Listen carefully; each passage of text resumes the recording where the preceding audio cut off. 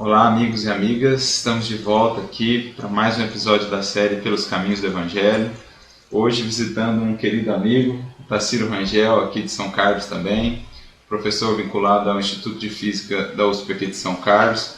E a gente vai conversar um pouquinho a respeito do Evangelho e da contribuição da ciência, esclarecendo alguns pontos a respeito do estudo do Evangelho, refletindo num versículo de Jesus, que está no capítulo 8, do versículo 32 de João, quando Jesus diz: "E conhecereis a verdade, e a verdade vos libertará". Então a ciência como uma dessas alavancas que nos auxilia a entender as leis divinas, no caso as leis vinculadas à matéria. Gostaria de saber aqui, perguntar ao nosso amigo, como é que a ciência foi, ao longo do seu desenvolvimento, contribuindo para uma interpretação mais clara, mais lúcida do Evangelho. O que você pode falar para a gente como cientista?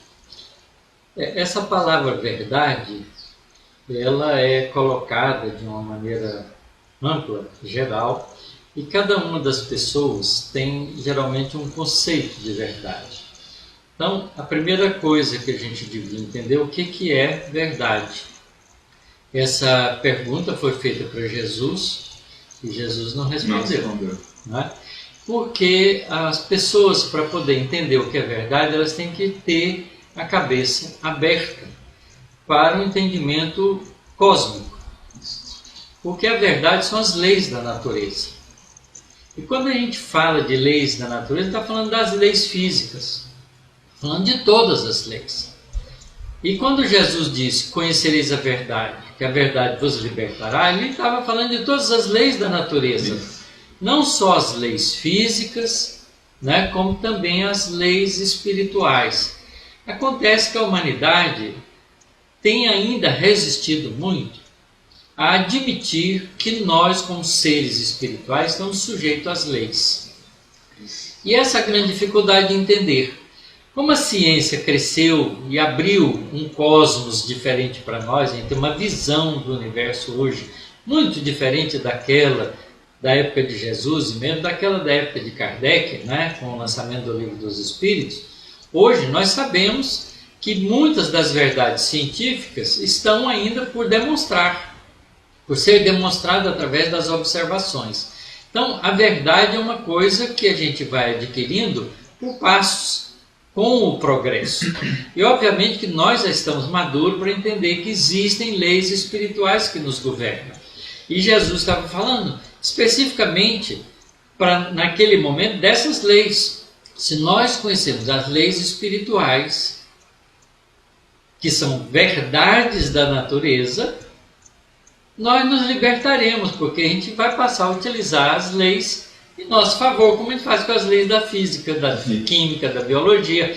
A gente está fazendo essa gravação utilizando todos os recursos do eletromagnetismo que a gente desenvolveu, com toda essa instrumentalidade eletrônica e de vídeo que a gente tem hoje. São verdades descobertas da natureza. E as verdades espirituais? Quais são as leis espirituais que nos governam? Então, quando a gente esbarra nessas leis, que são as leis enunciadas por Jesus, porque Jesus, de uma maneira elegante, ele enunciou todas as leis da natureza para a gente.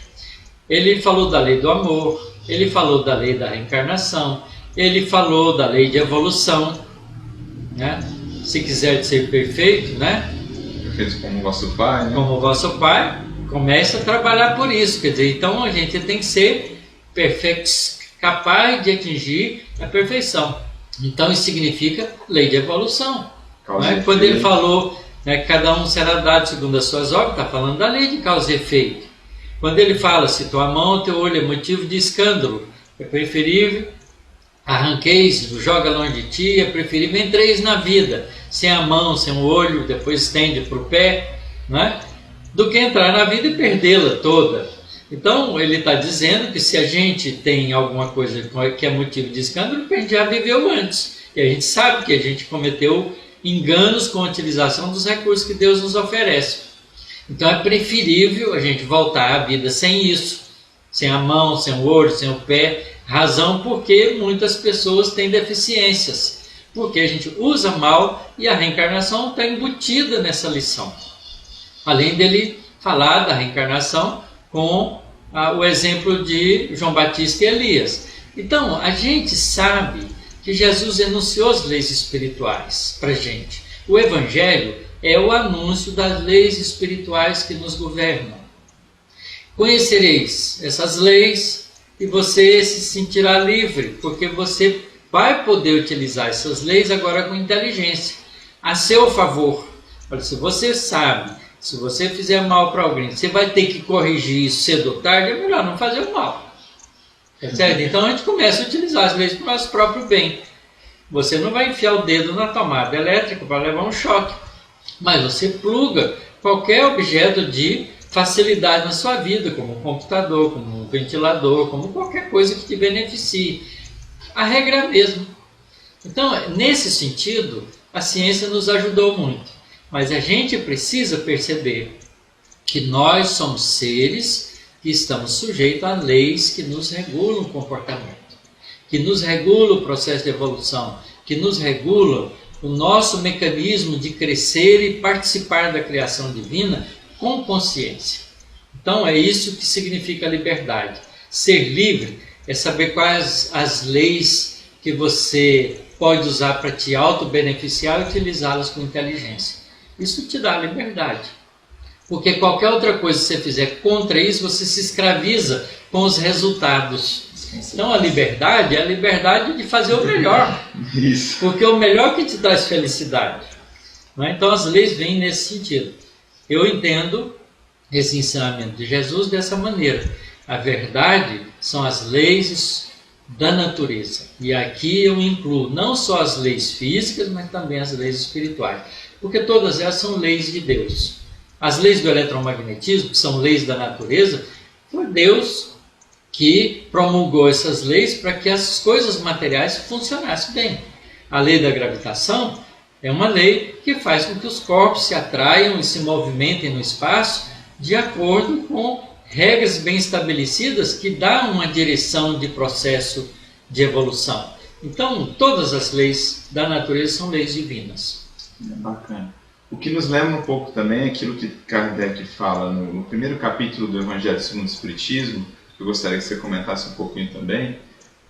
Tem um item lá que é a aliança da ciência e da religião, em que Kardec vai mais ou menos trabalhar essa ideia da complementaridade entre as duas, que muitas vezes muitas pessoas confundem, né? Ao longo dos séculos tem sido visto quase como que duas forças antagônicas, mas que na verdade são duas forças que cada uma tem o seu enfoque, mas ambas tratando nessa busca da verdade, das leis divinas. Né? Olha, a melhor figuração para isso é do pássaro. O pássaro consegue voar porque tem um par de asas. São duas asas. Ninguém nunca viu um pássaro voando, batendo uma asa de cada vez. Elas têm que ser batidas juntas, em harmonia. E mais do que isso, se você cortar as pontas da pena de uma das asas, ele não consegue voar. Então, é isso aí. Quer dizer, a ciência nos ajuda a adquirir sabedoria. Mas a sabedoria é uma das asas. A outra asa é a do sentimento, porque um indivíduo é caracterizado pelo que ele sabe e pelo que ele sente. São as duas características do indivíduo. Não é? Nós nos distinguimos uns dos outros pelo que nós sabemos e pelo que nós sentimos. É a nossa realidade. Então, é claro que ciência e religião, desde que entenda-se religião como a busca dos valores morais, né, das leis espirituais que nos governam como espírito imortal, então a aliança das duas é dar recursos para a gente ter amor e sabedoria. Não é? Então, uma nos abre o caminho do amor, a outra nos abre o caminho da sabedoria. Então, não há como tirar uma do lado da outra. As duas são complementares mesmo, são partes de um organismo fantástico que a gente chama as asas do espírito imortal. Que haverão de nos elevar até Deus, né? Essa é a ideia. Até a imensidão é mais do que... Quer dizer, porque quando a gente falar em levar a Deus, se a gente tiver uma ideia errônea de Deus, ela fica vazia, né? Para levar a gente à plenitude, à participação cósmica de toda a criação divina, né? De ser não observador da criação divina, mas co-participante dessa criação. Porque nós somos capazes de criar também. Não é? Então Deus pode criar através de nós. E essa integração da criatura com o Criador que é a coisa ideal, né? Que é o grande objetivo. Qual é o grande objetivo da vida? É a gente atingir a plenitude nossa com a criação divina. Então isso é estar integrado com Deus. Quando Jesus diz que o Pai, eu e o Pai somos um, ele está dizendo isso, eu já estou integrado com o Criador. Quer dizer, ele participa de todas as suas atividades na criação divina. E é isso que a gente tem que buscar também. E amor e sabedoria nos dá isso, são as asas. Então é conveniente para nós nem ir tanto ao mar, nem ir tanto ao ar. Isto é, a gente tem que estudar para aprender, para desenvolver sabedoria, mas aplicar o aprendizado na vida de relação para desenvolver o lado das emoções, dos sentimentos, para que a gente também tenha a praticidade da aplicação do conhecimento, porque é isso que faz com que as duas asas estejam, mesmo curtas, batendo em harmonia. E à medida que vai evoluindo, a gente vai aumentando o tamanho da asa, das duas. Das duas, né?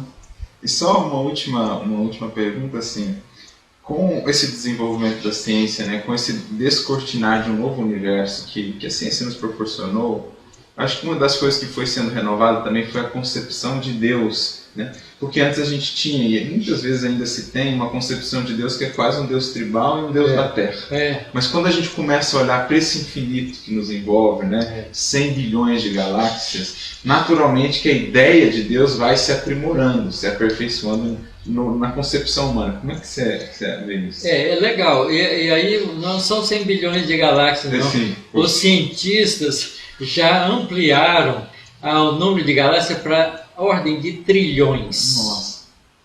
Isto é, o nosso universo é muito, muito grande, muito fantástico, não é? Então, é claro que se a inteligência suprema é causa primária de todas as coisas, Deus é Deus do universo, não é Deus da Terra. E nem Deus de um partido político, ou de um partido religioso, ou de um partido social. Deus é Deus de todos, né? Nós somos criaturas, Ele é o Criador. Então nós somos irmãos de todas as humanidades que existem no universo. Só na nossa galáxia tem mais de 100 bilhões de estrelas. E nós estamos descobrindo que todas as estrelas parecem ter sistema planetário, ou a boa parte delas tem sistema planetário. E certamente muitos desses planetas são habitados. Então tem muitas humanidades por aí afora, que são nossos irmãos. Então Deus tem que ser Deus de todo mundo, não pode ser Deus particular. Não é? Então a concepção de Deus deixa de ser humana para ser espiritual. Só uma visão espiritual pode ajudar a gente a começar a sentir, a perceber a grandeza divina. Então a gente precisa sair da Terra. E nesse sentido o Evangelho toma dimensões muito amplas. Claro, ser, né? Perfeitamente, porque o Evangelho é o código universal das leis espirituais para todos os espíritos do universo, não só para nós da Terra. Isso é muito bonito. É muito lindo, fantástico, porque a nossa humanidade aqui é pequena, são pouco mais de 20 bilhões de espíritos só, 7 bilhões e meio quase encarnados, mas a maioria dos espíritos da vida terrena estão desencarnados nos outros planetas. Quantos espíritos tem? Somos todos irmãos, e esse Deus é Deus de todos nós. Que beleza. Então é isso, meus amigos. Esse certamente é o primeiro de muitos outros que virão, né? Agradecemos e retornamos daqui 15 dias com um novo episódio, agradecendo ao Tarsílio pela participação. Fiquem com Deus, muita luz e muita paz a todos. Muito obrigado.